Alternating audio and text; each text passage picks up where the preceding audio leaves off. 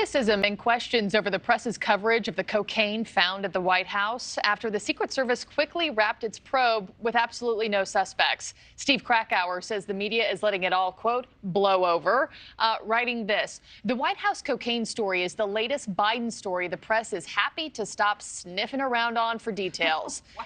We're going to bring him in. Blow and sniffing. Yeah, away with words. Journalist Steve Krakauer joins us now. He worked at CNN, also Fox News, other outlets too. He's the author of the new book, Uncovered: How the Media Got Cozy with Power, Abandoned Its Principles, and Lost the People. Okay, Steve, good to have you back on the show. You wrote this thought-provoking article in your newsletter earlier this week. I read it.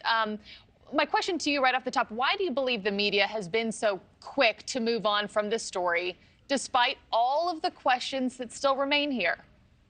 Yeah, and first of all, I should say the meta commentary here is I'm glad we're talking about it here on this program, because I do think it's important. Because, I talked to Sean Spicer, who I know is a NewsNation contributor, obviously knows that area of the West Wing very well. This is a very secure location that this was found. There are, as Sean told me, and I wrote about in Fourth Watch, only two groups of people who could have left this little baggie of cocaine.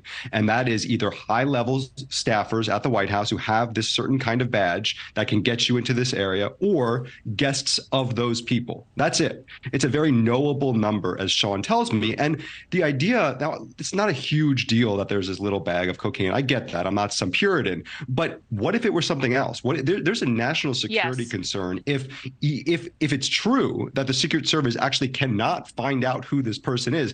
That's a huge problem, but it's also a big problem if they close this investigation, or they're not telling us there's some sort of cover-up that's going on, and we're all just supposed to move on. I think that's a huge problem, and for lots of reasons, I think the press is avoiding it, and it could be that they just want to move on to the next story. It's complicated. You don't want to kind of poke the bear, but that's not acceptable. We need to find out more information. If it's true that they can't find out who actually did it, that's a problem, but also if there's more to the story that they're not telling us. Either way, it's about. And to your point, too, what happens when that baggie of cocaine becomes a baggie of fentanyl? And it shouldn't be political. I mean, you have an illegal substance getting into what is supposed to be one of the most secure buildings on Earth. But let me ask you this. Let me just play a bit of devil's advocate here. Is the media in a tough spot, though, to keep this story moving forward when even the Secret Service is saying, we have no suspects, we don't have enough physical evidence, case closed? Is the media in a tough spot? It's tough because I think, yes, the idea that there is now a closed investigation, as it certainly appears to be. 1 week ago, the Secret Service came out and said, look, we've got 500 suspects, which is absolutely ridiculous. We can't find it, case closed. That makes it harder to do the sort of reporting that's going on. I will say there's certain reporters. I talked to Susan Katz-Keating, who has been a longtime D.C. reporter at places like the Washington Times, People Magazine, Washington Examiner. She has sources who are telling her different things. So I think that, there is not a massive number of people who pass through this, who have maybe a little bit more knowledge about what's going on than what is being put out publicly. But White House reporters in particular should be, leaning on their sources, and also people in the national security space to really get to the bottom of whether it's possible that we don't know who this was. I mean, that's a story in and of itself. Yeah, the you got to idea keep that asking questions. Exactly. My last question for you before we go: how confident are you that we'll ever find out who was responsible here, how it got there in the first place?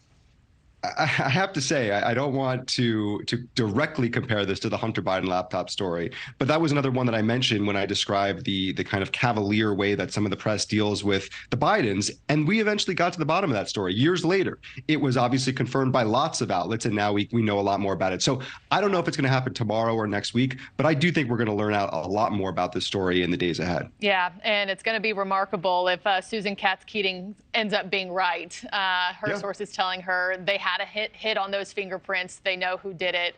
So it's a story that us here at NewsNation, we're going to continue to follow, even if the others don't. Steve Krakauer, thanks so much. Thank you for watching. Go to newsnationnow.com to find NewsNation on your television provider. And don't forget to click the red subscribe button below to get more of NewsNation's fact-driven, unbiased coverage.